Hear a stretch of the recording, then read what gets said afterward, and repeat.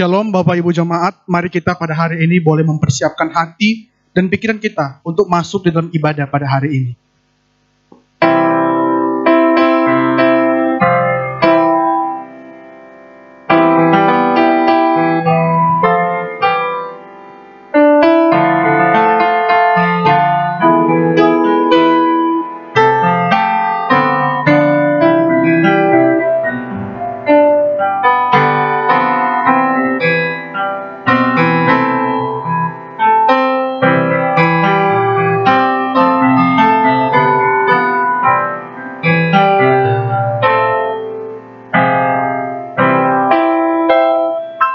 Ibadah kita pada hari ini dimulai dengan satu pengakuan bahwa pertolongan kita datang dalam nama Tuhan yang menjadikan langit dan bumi.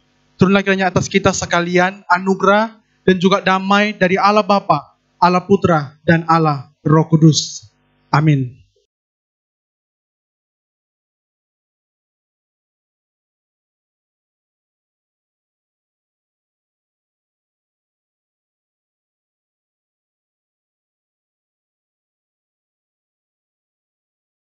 Bermazmurlah bagi Tuhan yang bersemayam di Sion. Beritakanlah perbuatannya di antara bangsa-bangsa. Bapak Ibu dengan tetap bangkit berdiri, mari bersama kita puji Dia, Allah Maha Kuasa. Bersama kita nyanyikan.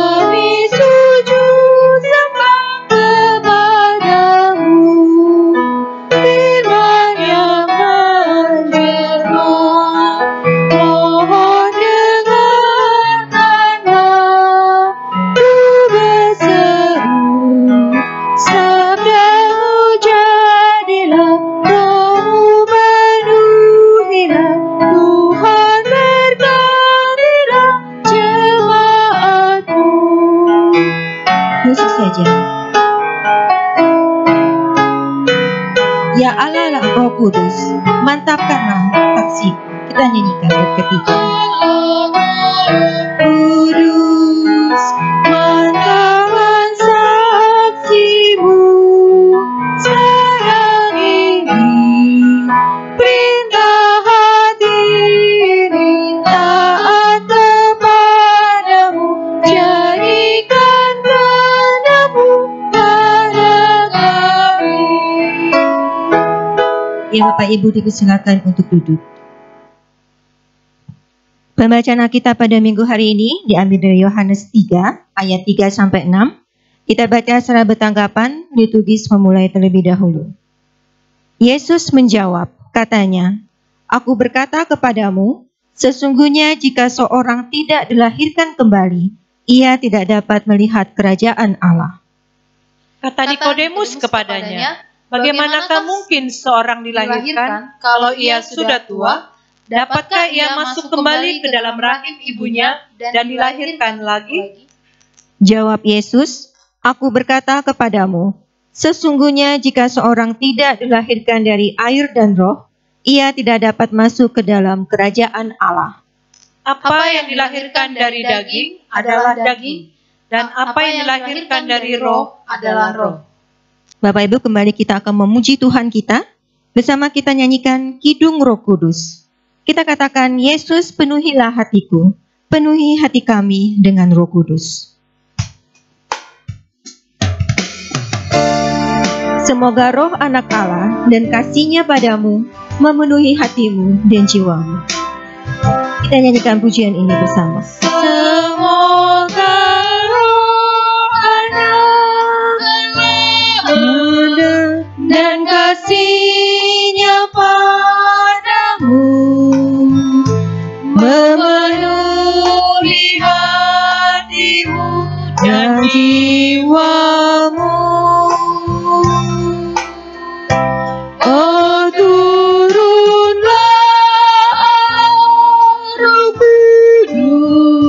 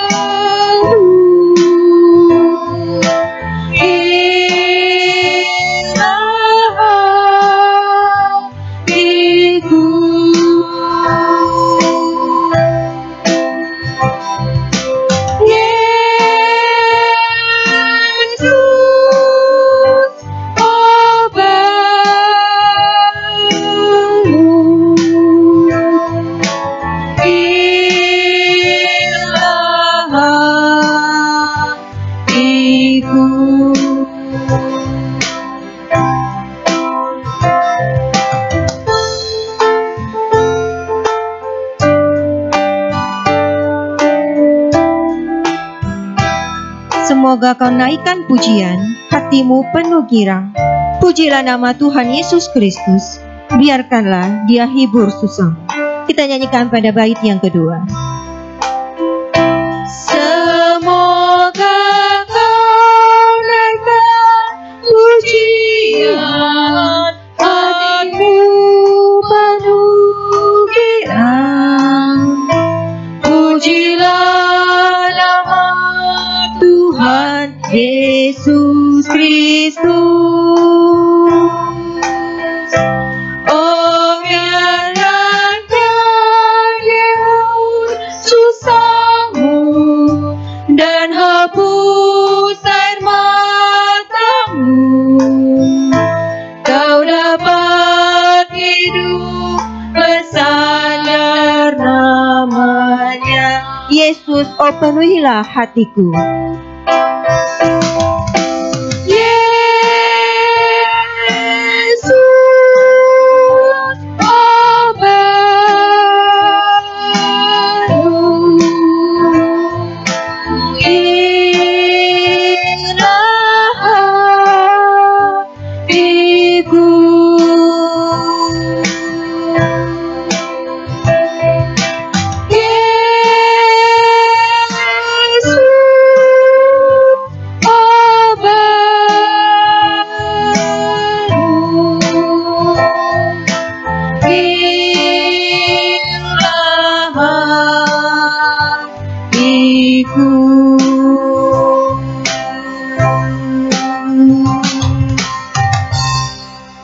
Ya Bapak Ibu, kita akan mempersiapkan diri kita untuk mengakui segala dosa yang kita perbuat.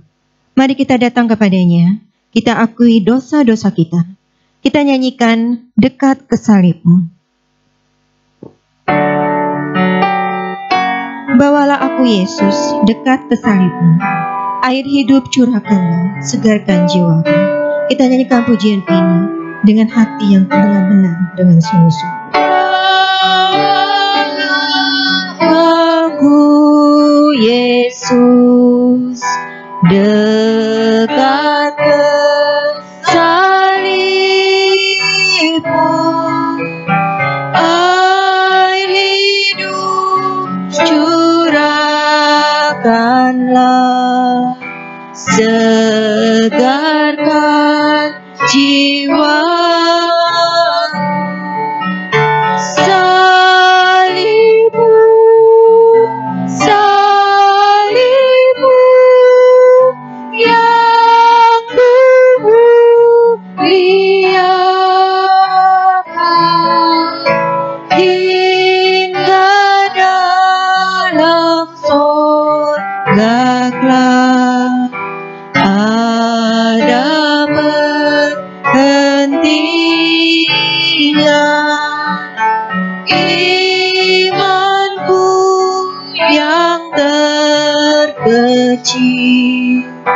Tuhan tak tinggalkan,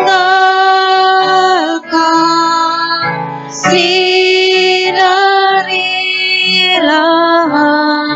hatiku dengan Roh Kudus. Salib-Mu, salib-Mu, salib-Mu, salib-Mu yang kuliakan,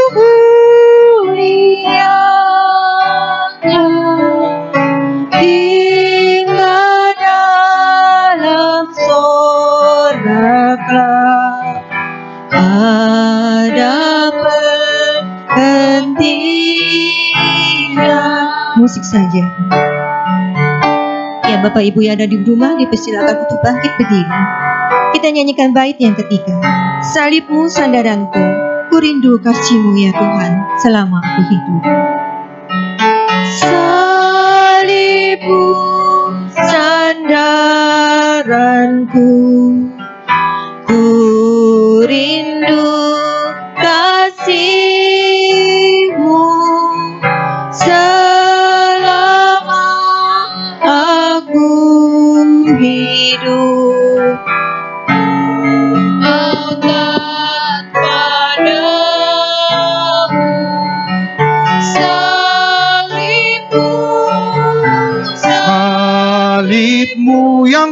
muliakan, yang ku muliakan hingga dalam surga. Ada perhentian. Bapak Ibu, kita mau katakan sekali lagi, salibmu, salibmu, salibmu, salibmu, salibmu yang kumuliakan, yang kumuliakan hingga dalam surga. Ada perhentian.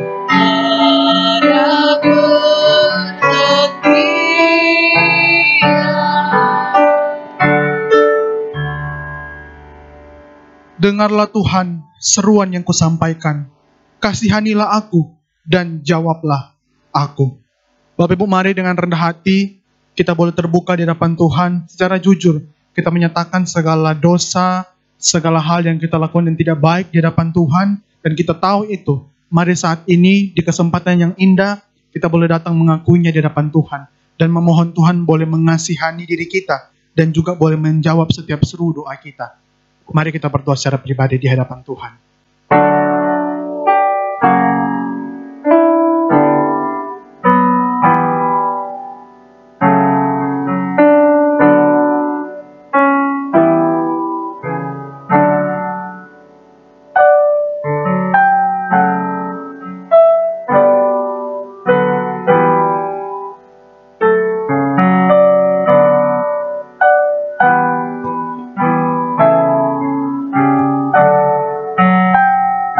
Ya Tuhan, ketika hari ini kami boleh datang di hadapan-Mu Tuhan, untuk boleh menaikkan doa-doa pengakuan dosa kami. Sesungguhnya Tuhan, kami sangat malu. Karena kami hanya mengakui, tetapi selepas itu kami melakukan lagi apa yang kami akui. Bahkan mungkin kami hanya menaikkan janji kami, menaikkan komitmen kami di dalam doa untuk tidak lagi melakukan dosa. Tetapi setelah itu Tuhan, kami melakukan lagi, kami jatuh lagi. Bahkan kami masih melakukan itu dengan kerinduan yang besar. Untuk itu Tuhan, kami sangat malu ketika hari ini boleh datang di hadapan Tuhan. Tetapi Tuhan, di samping diri kami yang begitu malu, begitu tidak layak ini, tetapi kami juga kenal siapa Tuhan. Engkau Allah yang penuh kasih, Engkau Allah yang maha baik, bahkan Engkau yang maha pengampun. Maka daripada itu Tuhan, kami mau datang dengan segala kehancuran kami. Kami mau datang dengan segala kerapuhan. Kami mau datang dengan segala kelemahan kami, juga dengan segala keterbatasan kami, memohon Tuhan boleh sekali lagi mengampuni segala bentuk ketidaktanggungjawaban kami. Bahkan Tuhan boleh sekali lagi mengampuni segala dosa, pelanggaran yang kami kerjakan. Bahkan Tuhan juga boleh mengampuni segala janji, komitmen, tekad kami untuk berubah. Tapi sampai hari ini kami tidak berubah, sekali lagi Tuhan boleh mengampuni. Bahkan Tuhan juga boleh mengampuni kami yang mungkin Tuhan saat ini masih jauh dari Tuhan, masih melakukan berbagai macam kecanduan, berhala, bahkan mungkin melakukan hal-hal yang tidak sesuai dengan maunya Tuhan. Sekali lagi Tuhan boleh mengampuni, menyucikan, melayangkan kami. Kami bawa doa kami ini ke dalam satu nama Tuhan Yesus Kristus. Amin. Suci, suci, suci.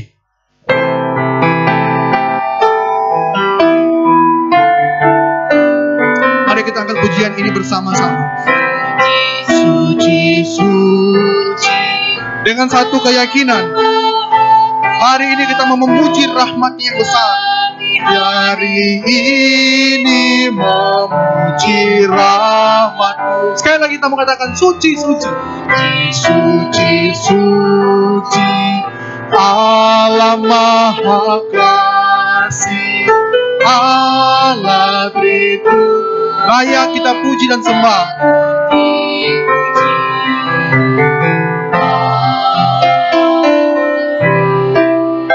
Bagi Bapak Ibu jemaat yang hari ini sudah mengakui dosa dan bertekad untuk hidup baru, inilah ayat petunjuk buat kita di 2 Korintus 5 ayat yang ke-17. Jadi siapa yang ada dalam Kristus, ia adalah ciptaan baru.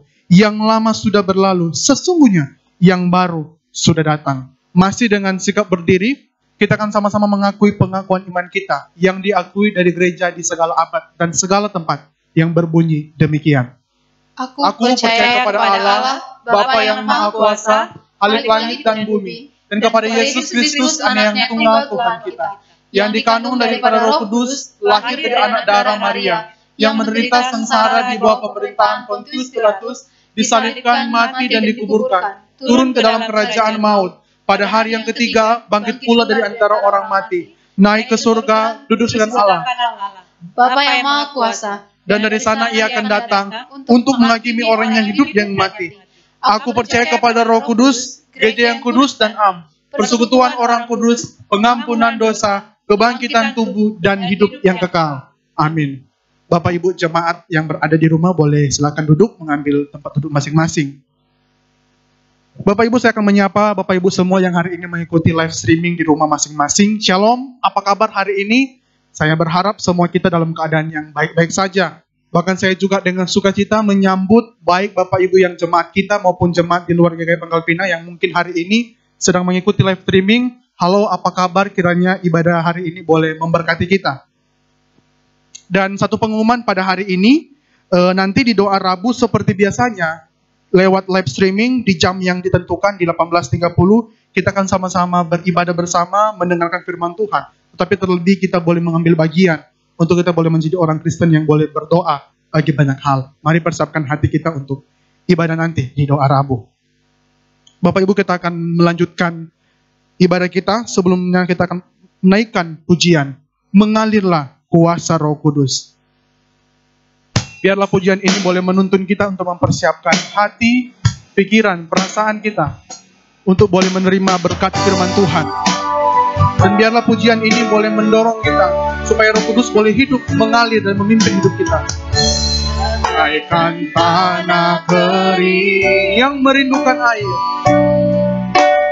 yang merindukan air. Demikianlah jiwa kita yang haus akan Tuhan. Demikianlah jiwa. Biarlah ini boleh menjadi kerinduan kita. Haus akan Engkau. Ku rindu selalu. Ku rindu selalu hadir-Mu di hidupku, memulihkan jiwa kita, memulihkan jiwaku. Hapus air mataku, hapus air mataku. Kita mengatakan sama-sama, mengalirlah, mengalirlah kuasa Roh Kudus. Amin. Biarlah Roh Kudus itu boleh mengalir di tempat ini. Alirlah di tempat ini. Mengalirlah Roh Kudus. Alirlah, oh Roh. Kiranya ketika Roh Kudus boleh mengalir, Dia boleh memulihkan hidup kita. Pulihkanku. Mari dengan semangat kita boleh mengangkat pujian ini dari awal lagi. Bagaikan tanah kering yang merindukan air, yang merindukan air. Demikianlah jiwaku, haus akan Engkau. Ku rindu selalu hadir-Mu di hidupku. Dia yang boleh memulihkan kita, dan juga Dia yang boleh menghapus segala air mata kita. Jiwamu, hapus air mataku, hapus air mata. Bapak Ibu, saya mengajak kita di rumah boleh berdiri bersama-sama, boleh mengatakan pujian ini. Alirlah kuasa Roh Kudus. Mari dengan segala berdiri kita mengatakan, mengalirlah di tempat ini. Mengalirlah, alirlah, oh Roh Kudus di hidupku. Kita mengatakan sekali lagi dengan sungguh, mengalirlah, mengalirlah kuasa Roh Kudus. Kita mau yakin Dia ada di tempat ini. Mengalirlah di tempat ini. Ya Tuhan, mengalirlah. Mengalirlah, oh Roh Kudus, di hidupku.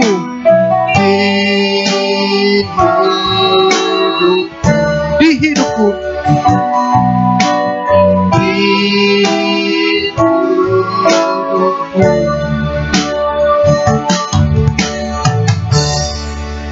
Kepada Guru Injil Michael dipersilakan.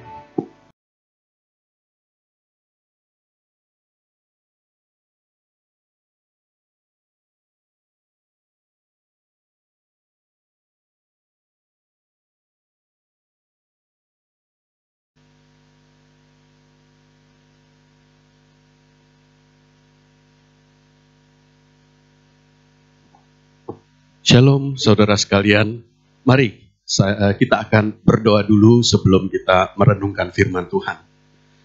Bapa Surgawi, kami bersyukur ya Tuhan, di dalam ibadah kami ini kami juga berkesempatan untuk merenungkan firman-Mu. Tuhan, beri kami hikmat ya Tuhan, supaya kami dapat memahami firman-Mu, supaya kami dapat memahami bagaimana Roh Kudus melahirbarukan kami dan bagaimana itu berdampak di dalam kehidupan kami. Tuhan, kiranya ini juga dapat menjadi penuntun kehidupan kami, kiranya kami dapat menghidupi keselamatan kami dengan benar. Dan kami menjadi orang Kristen yang sejati, anak-anak-Mu yang pantas disebut anak Allah. Tuhan, kiranya Kau juga berkati hamba di dalam segala keterbatasannya, kiranya hamba juga dapat menyampaikan firman-Mu dengan baik dan benar. Terima kasih Tuhan. Kami berdoa di dalam nama Yesus. Amin. Saudara, saya telah beberapa kali menyampaikan saudara bahwa keselamatan kita terjadi bukan sebagai satu titik yang terjadi di dalam satu titik waktu yang terjadi di dalam kehidupan kita, saudara ya. Bukan terjadi hanya pada hari dan jam ketika kita bertobat dan percaya kepada Yesus. Melainkan keselamatan itu berlangsung melalui suatu proses, berlangsung terus-menerus, saudara. Oleh karena itu, kita juga mau belajar, saudara, tentang hakikat hidup sebagai orang Kristen. Karena kita harus menghidupi keselamatan itu di dalam kehidupan kita, saudara. Saudara, di dalam kaitan ini kita harus mengerti bahwa penggenapan penebusan memang sudah dilakukan oleh Yesus Kristus sekali untuk selama-lamanya. Tetapi penebusan itu, penerapan dari penebusan itu terus berlanjut dan terus berkembang sampai mencapai kesempurnaannya di dalam kehidupan kita. Saudara, saya ulangi saudara, ini cukup panjang saudara ya, maka perhatikan baik-baik. Penggenapan penebusan kita telah dilakukan Yesus sekali untuk selama-lamanya. Tetapi penerapan penebusan itu terus berlanjut dan terus berkembang sampai mencapai kesempurnaannya di dalam kehidupan kita. Yaitu kita yang telah dibebaskan dari belenggu dosa. Saudara, ini tersirat di dalam kesaksian Yohanes Pembaptis. Di dalam Yohanes 1 ayat 16, dia mengatakan, Yohanes mencatat seperti ini saudara, dari kepenuhan Kristus kita semua telah menerima kasih karunia demi kasih karunia. Saudara, ini jelas kita bukan cuma menerima sekali kasih karunia, tetapi kasih karunia demi kasih karunia. Ini menunjukkan bahwa proses keselamatan itu terus berlanjut dan terus berkembang. Proses ini bahkan menunjukkan suatu progres, proses yang semakin meningkat, saudara ya. Saudara, maka ini merupakan proses keselamatan itu merupakan satu tatanan, satu ordo begitu ya, maka disebut ordo keselamatan, saudara. Saudara, kita sudah membahas tentang karya Roh Kudus di dalam konteks keselamatan kita, yaitu di dalam proses keselamatan itu, saudara. Dan hari ini kita akan membahas karya Roh Kudus di dalam kelahiran baru kita. Saudara, suatu kelahiran bagi anak manusia, saudara, adalah suatu peristiwa besar. Ya, siapapun keluarga, orang tua, suami dan istri, ayah dan ibu itu menantikan kelahiran anaknya dengan sukacita. Dan ketika anaknya lahir, bukan hanya orang tua ini, tetapi keluarga besar, bahkan relasi-relasi juga menyambut dengan sukacita. Tetapi ironis saudara, kelahiran anak Allah justru terjadi dengan suasana yang senyap. Dunia tidak memperhatikannya. Tetapi meskipun dunia tidak memperhatikannya, Lukas 2 saudara mencatat sejumlah besar bala tentara surga, malaikat, itu menyambut kelahirannya dengan nyanyian sukacita, nyanyian surgawi saudara. Kemuliaan bagi Allah di tempat yang maha tinggi dan damai sejahtera di bumi di antara manusia yang berkenan kepadanya. Itu nyanyian malaikat saudara. Saudara, begitu juga saudara, kelahiran anak-anak Allah, saudara ya, orang Kristen yang dilahir barukan dari kematian akibat dosa, itu juga tidak menjadi perhatian dunia, saudara.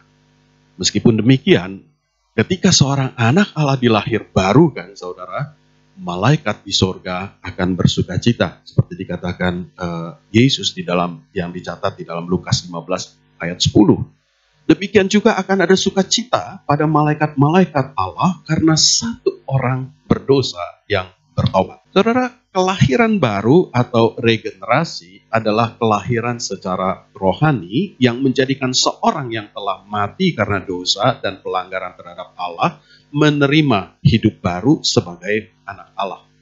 Seorang anak yang berada di bawah murka menjadi anak Allah Bapa yang ada di surga. Kita memang sudah pernah membahas tema ini, saudara, mengenai kelahiran baru ya. Tetapi kali ini saya akan membahasnya dalam aspek yang berbeda. Kali ini saya akan menyoroti atau fokus pada bagaimana kejadiannya, bagaimana terjadinya kelahiran baru itu, dan pada aspek dampaknya, dampak kelahiran baru di dalam proses keselamatan kita. Yang pertama, saudara, bagaimana kelahiran baru itu terjadi? Saudara, perikop rujukan kita dalam aspek ini terdapat pada percakapan Yesus dengan Nikodemus yang sudah sangat kita kenal di dalam Yohanes 3 ayat 5 sampai 8. Mari saudara kita membaca bersama-sama Yohanes 3 ayat 5 sampai 8. Jawab Yesus, "Aku berkata kepadamu, sesungguhnya jika seorang tidak dilahirkan dari air dan roh, ia tidak dapat masuk ke dalam kerajaan Allah. Apa yang dilahirkan dari daging adalah daging, dan apa yang dilahirkan dari roh adalah roh. Janganlah engkau heran, karena aku berkata kepadamu, kamu harus dilahirkan kembali. Angin bertiup kemana ia mau, dan engkau mendengar bunyinya, tetapi engkau tidak tahu dari mana ia datang atau kemana ia pergi. Demikianlah halnya dengan tiap-tiap orang yang lahir dari roh." Saudara, di ayat 4, Nikodemus bertanya, bagaimana seorang dilahirkan kembali? Dapatkah ia masuk kembali ke rahim ibunya dan dilahirkan lagi? Saudara, sebetulnya ini pertanyaan retorika, pertanyaan yang tidak memerlukan jawaban, begitu ya. Karena memang orang tidak akan mungkin dilahirkan kembali secara fisik. Lagi pula, kelahiran kembali secara fisik sama sekali tidak merubah hati orang, saudara. Kalaupun misalnya bisa bahwa orang masuk kembali ke rahim ibunya kemudian dilahirkan kembali, tetapi secara fisik demikian dia tidak berubah. Tetap saja jiwanya keberadaannya sama seperti sebelumnya, begitu ya. Saudara, kita bisa melihat saudara dalam sejarah manusia sejak zaman purba banyak orang berusaha memperbaiki kepribadiannya melalui penampilan fisik. Ada juga orang yang menunjukkan keperkasaannya dengan memakai hiasan kalung-kalung, memakai hiasan kalung dengan taring-taring binatang buas misalnya ya. Ini untuk menunjukkan keperkasaan dia, saudara. Jadi dia menampilkan diri melalui hiasan-hiasan yang memperlihatkan keperkasaan. Saudara, orang Dayak di Kalimantan zaman dulu itu juga suka mengoleksi tengkorak-tengkorak manusia, saudara, yaitu tengkorak yang dari musuh-musuh yang berhasil dibunuhnya. Ya, semakin banyak tengkorak yang dia pajang di rumahnya, maka dia semakin berarti dia semakin sakti dan semakin disegani orang, dihormati orang, begitu ya, saudara. Begitu juga kita melihat orang-orang suka menampilkan supaya kelihatan jagoan begitu ya.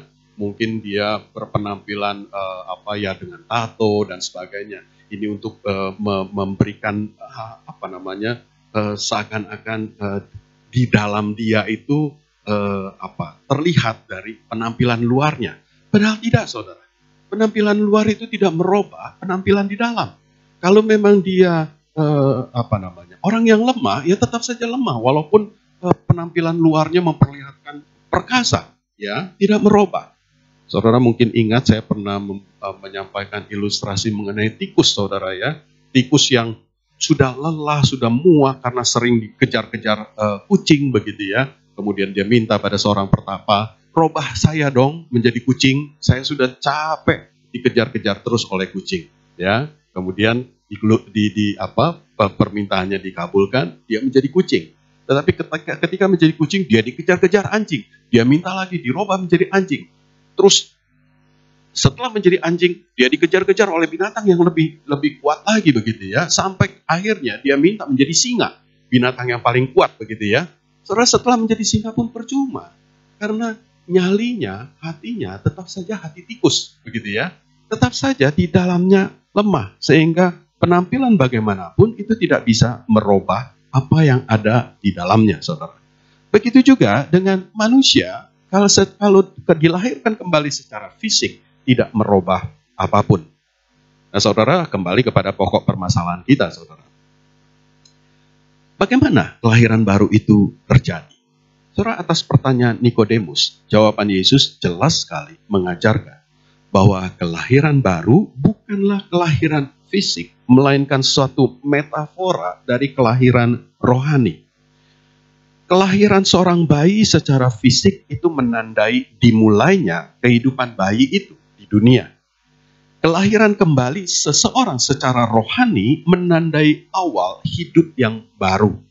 Seperti dikatakan Paulus, saudara, seorang yang berada di dalam Kristus, yang berarti seorang yang telah lahir baru, adalah ciptaan baru. Yang lama sudah berlalu dan yang baru sudah datang.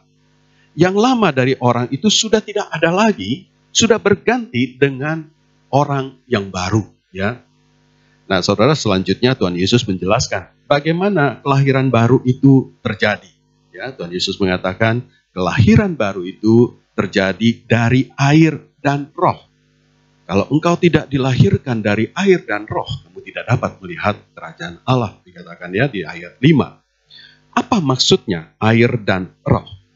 Dan kenapa pula Yesus kemudian beralih kepada pembicaraan mengenai angin di ayat 8? Saudara, air sering digunakan di dalam Alkitab sebagai lambang pembersihan atau penyucian.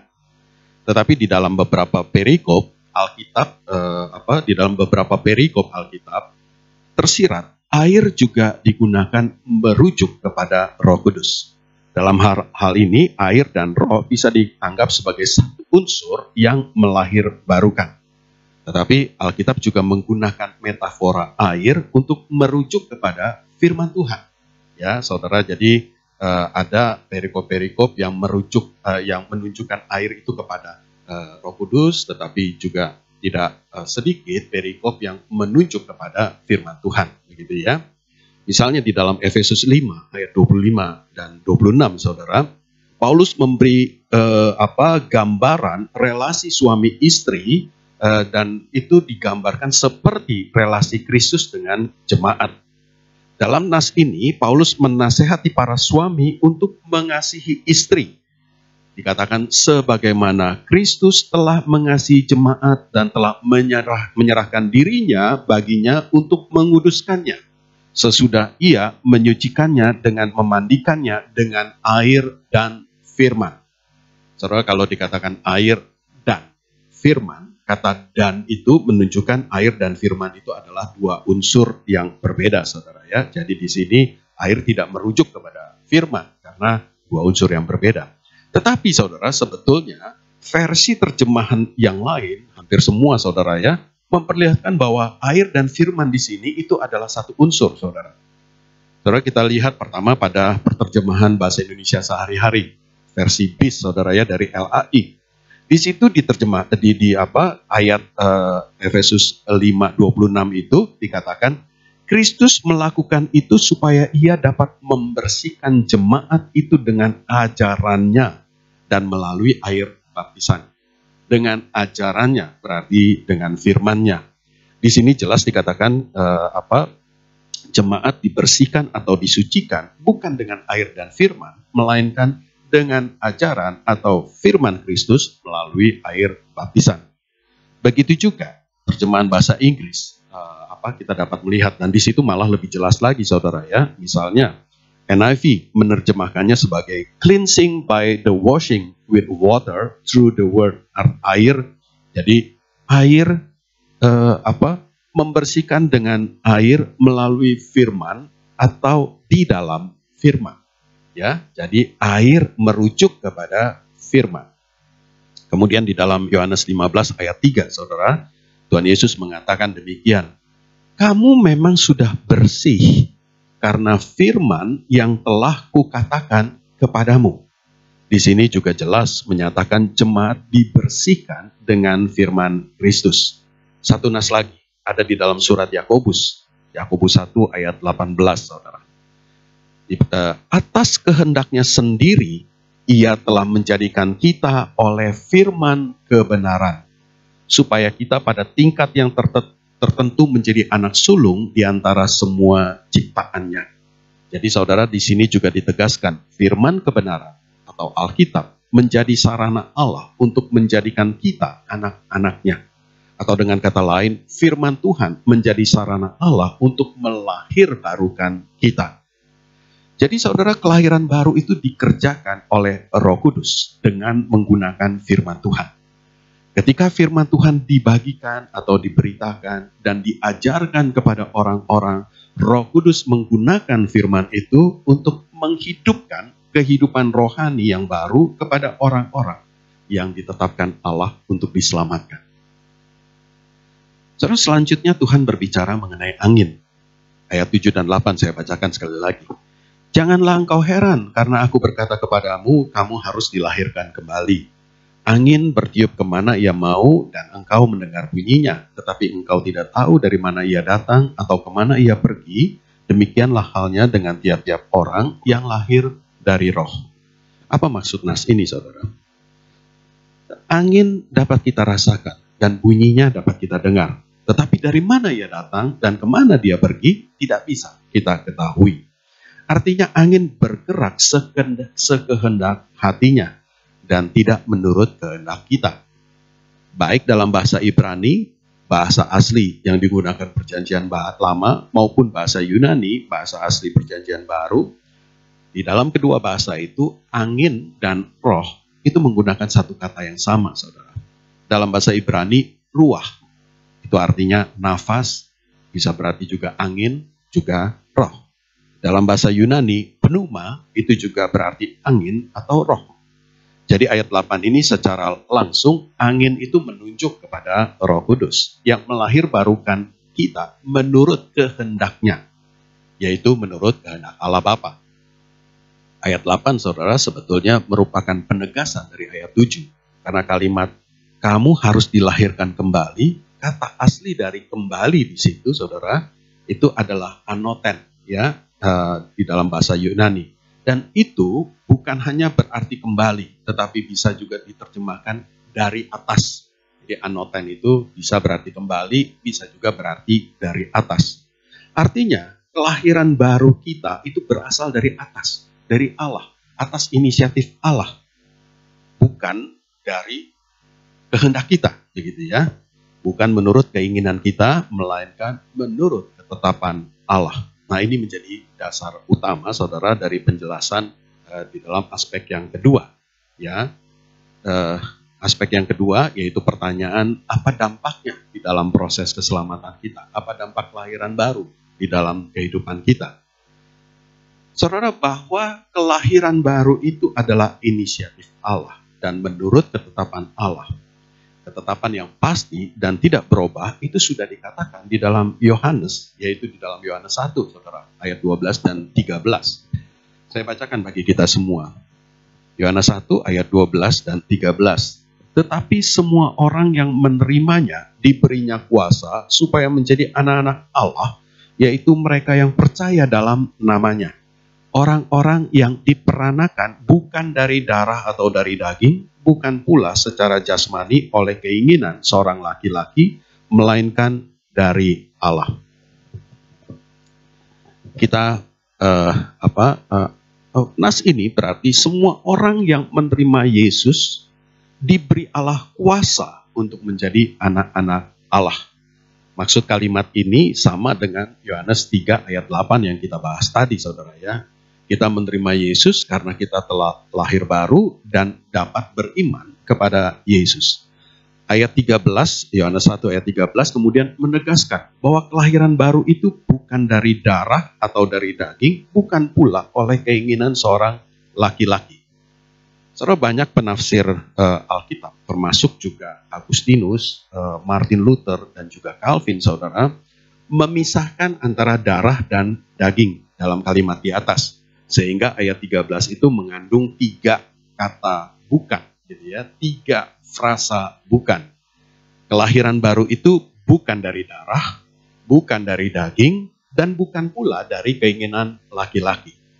Saudara, bukan dari darah itu berarti kelahiran baru kita bukan kelahiran jasmania seperti yang dipertanyakan oleh Nikodemus tadi. Tetapi ini mempunyai makna yang lebih jauh, saudara. Karena darah juga bisa berarti garis keturunan. Ya. Saudara, orang Yahudi itu sangat meninggikan garis keturunan mereka, kebangsaan mereka. Mereka menganggap diri mereka sebagai bangsa yang istimewa, bangsa pilihan Allah, ya, karena mereka adalah keturunan Abraham yang menerima janji keselamatan dari Allah.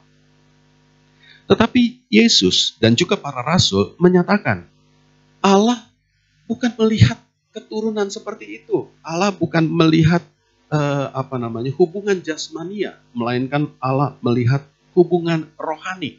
Allah selalu melihat hati, ya. Keturunan Abraham tidak akan selamat apabila tidak hidup sesuai dengan firman Tuhan. Sejarah juga sudah menunjukkan fakta ini, saudara.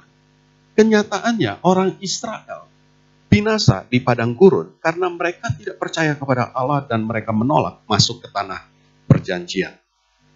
Saudara, begitu juga dengan orang Kristen, saudara.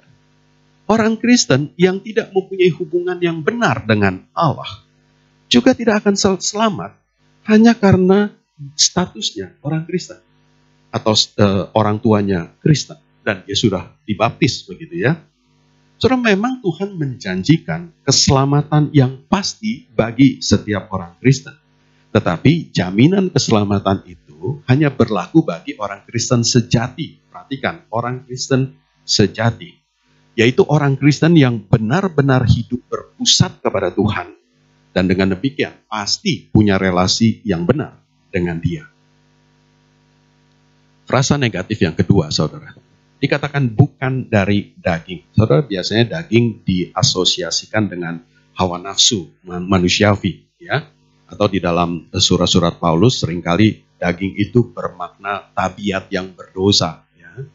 Tetapi di sini pengertian daging lebih cenderung kepada tubuh, saudara, ya.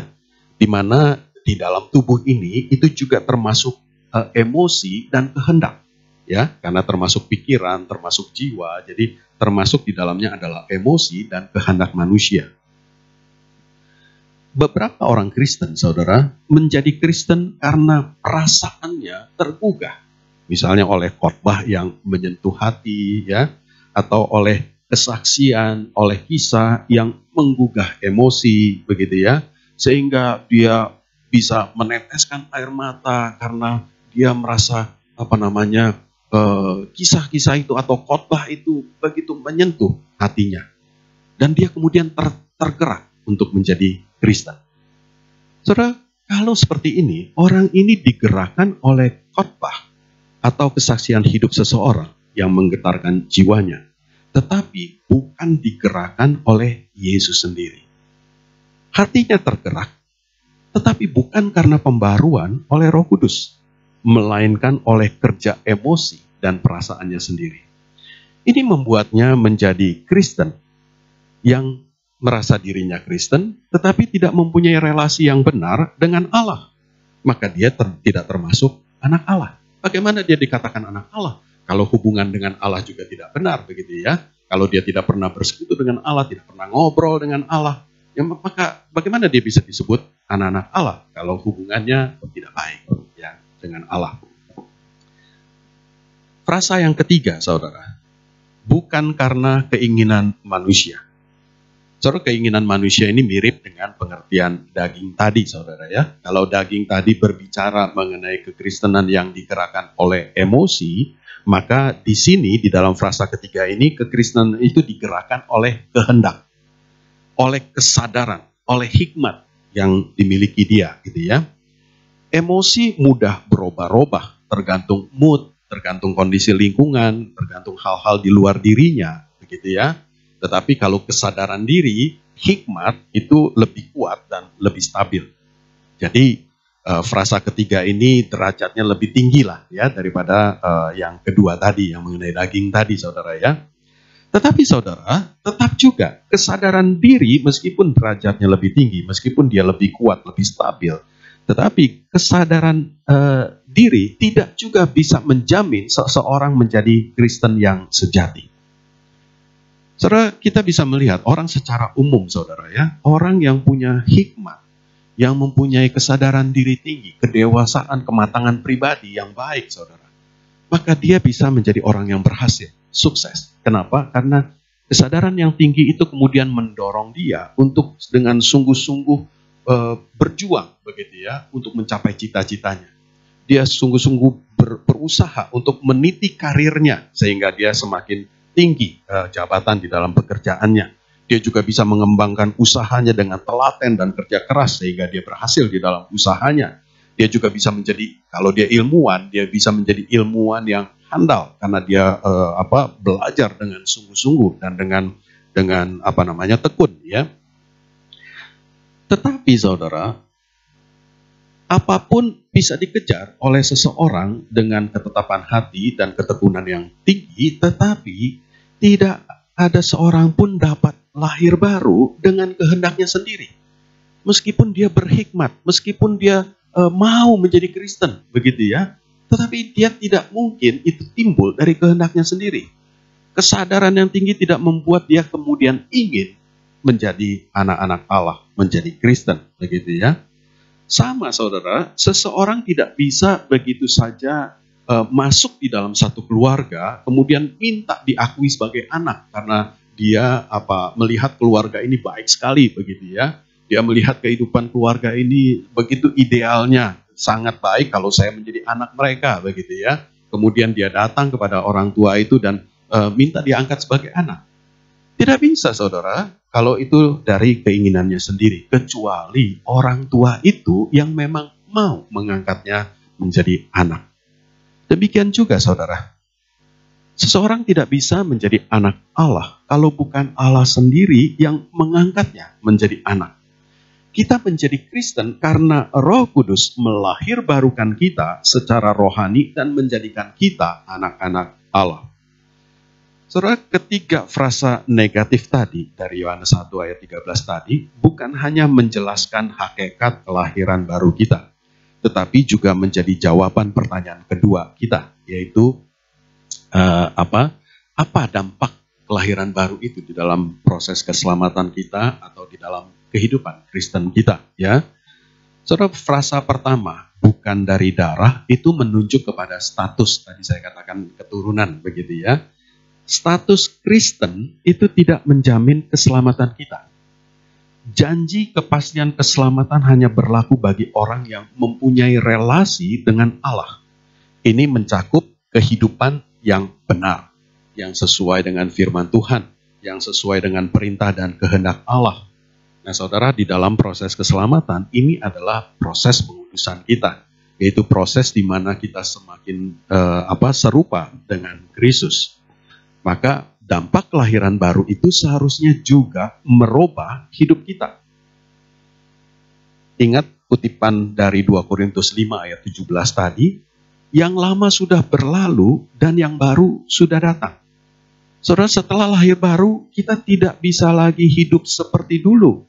Sebagai manusia lama yang belum lahir baru, yang belum mengenal Allah.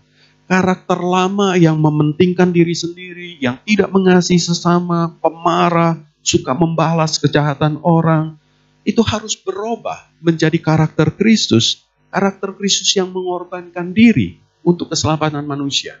Kita juga seharusnya mengutamakan kepentingan orang lain lebih daripada kepentingan kita sendiri. Itu seharusnya karakter orang yang hidup baru, yang telah lahir baru, yang pantas disebut anak-anak Allah. Saudara, tetapi karakter manusia tidak bisa berubah begitu saja, saudara.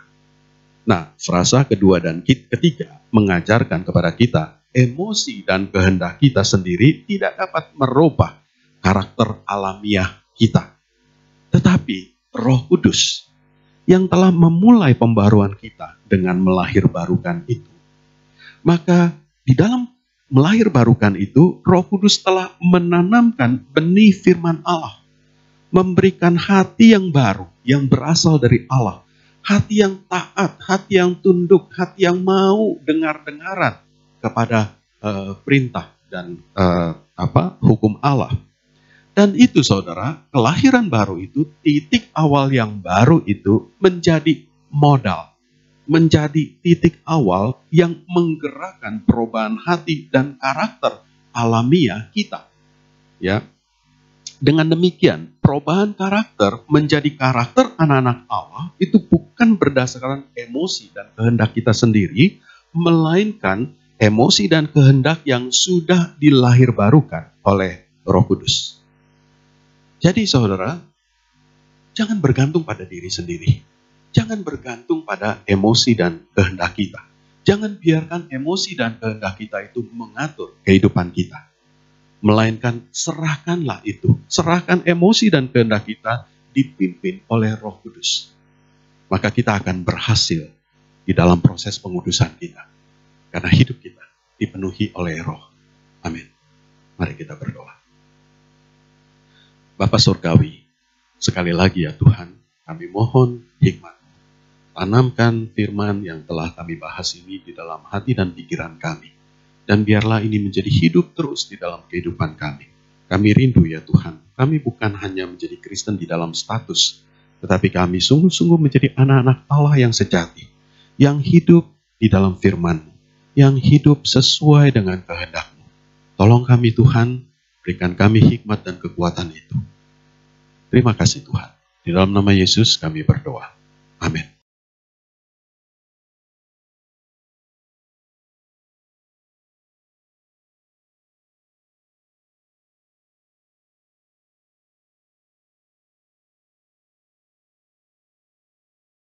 Bapak Ibu, pujian berikut berkata, hanya pada Roh Tuhanlah yang membuat jiwa kita tenang dan memberikan rasa kedamaian dan ketenangan dalam hati kita. Mari kita nyanyikan Roh-Mu yang hidup. Dan pujian ini akan mempersiapkan diri kita untuk memberikan persembahan kita bagi Tuhan. Roh-Mu yang hidup penuhiku ya Tuhan, mengalir dalamku. Jiwaku tenang bersamamu dalam naungan-Mu.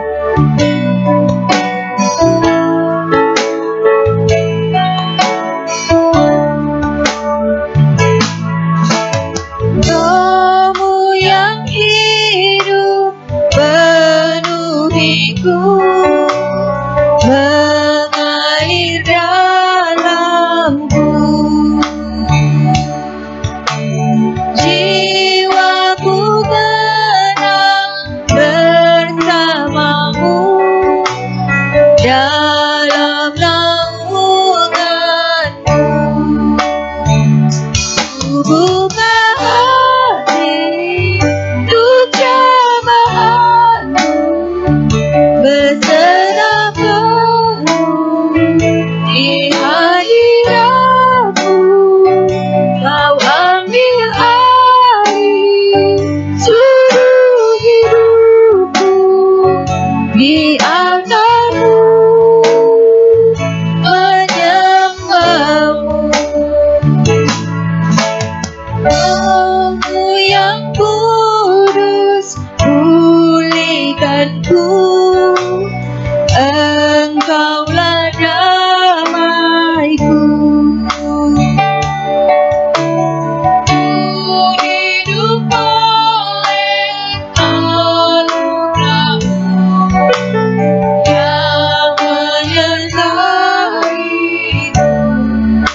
buka hati.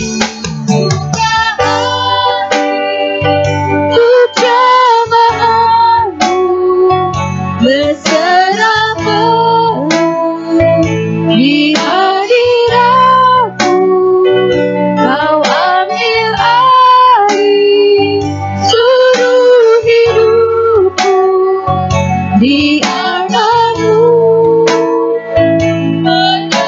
Ku buka hati ya Tuhan untuk jamaah-Mu. Bapak Ibu yang di rumah, dipersilakan untuk bangkit berdiri. berserah penuh di hadiratmu, Kau ambil alih seluruh hidupku, biarkanmu Di altar-Mu menyembah-Mu Tuhan. menyembah-Mu. Mari kita berdoa. Terima kasih ya Tuhan untuk firman-Mu pada hari ini. Pimpin kami ya Tuhan agar kami mau bertumbuh dan berbuah ya Tuhan akan pengenalan kami akan firman Tuhan. Ya Tuhan, kami juga bersyukur untuk ibadah pada hari ini. Tuhan memimpin dan menyertai dari awal sampai akhir. Kami juga bersyukur ya Tuhan untuk persembahan yang boleh kami berikan pada hari ini. Tuhan berkati, Tuhan pakai persembahan ini ya Tuhan sebagai perluasan kerajaan Tuhan dimanapun berada. Terima kasih ya Tuhan. Hanya dalam nama Tuhan Yesus kami berdoa dan mengucap syukur. Amin.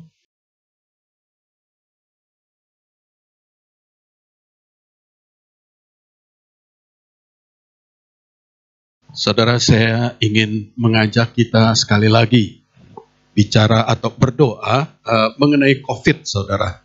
Karena kita melihat selama berhari-hari terus-menerus pertambahannya setiap harinya di atas 1000, bahkan terus meningkat, saudara. Dan beberapa orang bicara mengenai gelombang kedua, begitu ya. Saya tunggu-tunggu kapan kita gelombang pertama ini turun. Jadi gelombang pertama aja kita belum selesai. Jangankan untuk ke gelombang kedua. Tetapi melihat kehidupan masyarakat sudah mulai kembali kepada kehidupan yang lama. Mal-mal sudah dibuka, khususnya di kota-kota besar yang tadinya dijalankan PSBB, saudara ya. Saya ingin mengajak kita berdoa supaya di tengah kita sudah kembali kepada kehidupan yang lama, kehidupan yang normal, kiranya kita semua menyadari bahwa ini bukan normal yang lama, tetapi new normal, normal yang baru. Jadi biarlah kita tetap menyadari betapa penyakit ini, virus ini sangat berbahaya dan tetap mengancam kesehatan, keselamatan kita semua. Maka saudara, mari kita berdoa, baik untuk pemerintah, baik untuk masyarakat, baik untuk diri kita sendiri, supaya kita betul-betul menjaga kesehatan kita menjaga jarak satu sama lain, dan Tuhan kiranya menolong kita melindungi kita dari penyakit ini. Mari kita berdoa. Bapa Surgawi, kami bersyukur ya Tuhan, sekarang kehidupan kami sudah lebih baik karena sudah kembali kepada kebiasaan yang lama. Tetapi di lain pihak, kami juga khawatir karena kebiasaan ini mungkin akan menjadikan kami kurang waspada. Karena kami seperti menjalani kehidupan yang lama, padahal situasinya, kondisinya sudah berubah. Dan kami masih harus menyadari bahwa penyakit ini masih mengintai terus. Karenanya Tuhan, kami mohon hikmat-Mu. Kami mohon Engkau juga berkati pemerintah. Engkau berikan mereka hikmat untuk mereka dapat mengatur supaya pemerintahan dapat berjalan dengan baik di tengah-tengah pandemi yang masih mengancam ini. Engkau juga menolong ya Tuhan supaya masyarakat menyadari betapa penyakit ini masih mengancam kami semua. Dan kiranya Engkau juga beri kami hikmat ya Tuhan supaya kami dapat menjaga diri. Dan kiranya Engkau menolong kami, membentengi kami, menjaga kesehatan kami, melindungi kami dari segala mara bahaya. Terima kasih Tuhan, kami berdoa di dalam nama Yesus. Amin. Saudara, mari kita akhiri ibadah kita dengan pujian doksologi.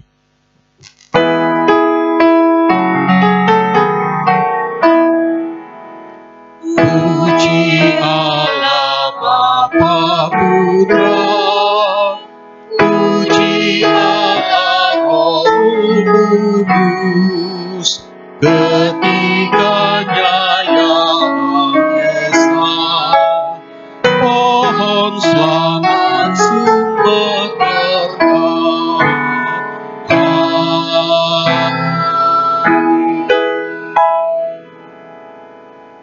Saudara sekalian, mari kita kembali ke dalam kehidupan kita sehari-hari dengan senantiasa mengingat bahwa sebagai orang yang telah lahir baru, seharusnya kita hidup sesuai dengan status kita, yaitu sebagai anak-anak Allah. Biarlah kekristenan itu memancar di dalam kehidupan kita, dan terang kemuliaan Allah memancar melalui kehidupan kita, dan kehidupan kita menjadi kesaksian bagi orang-orang dunia. Mari saudara arahkan hati dan pikiran kita kepada Tuhan, kita akan menerima berkat Tuhan.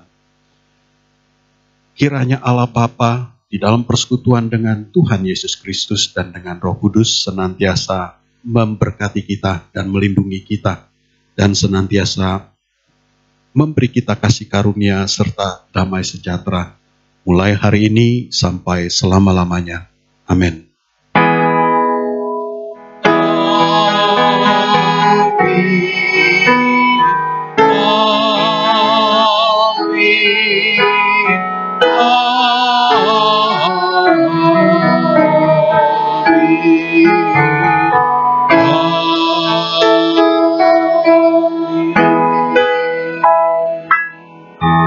Silakan duduk saudara sekalian, saat teduh kebaktian kita selesai.